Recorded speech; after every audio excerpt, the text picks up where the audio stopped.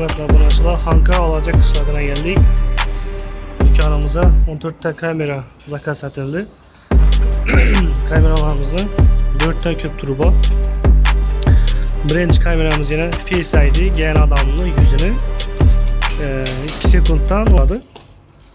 Görüşleriniz mümkün. 4 megapikselli kameramız dükkanını bu burçakine koyuladı. Kan kameralarımıza aytsak HD muayba mishkasi qo'shib beriladi yine. IP kameralarımız 2 megapiksel mikrofonu bor. Wi-Fi'miz koyuladi. Keyin Haluk kompaniyamızdan kameralarımız bularda gaplashsam bo'ladi, eshitsam bo'ladi. Haluk Pro'larimizdan xuddi shunday zvuk chiqaradi, zvuk kirizadi. Keyin kassamıza yine izviz koyuladi, 2K разрешение'da bo'ladi. U da ya'ni katsasi eng zo'r kameralarımızdan birisi.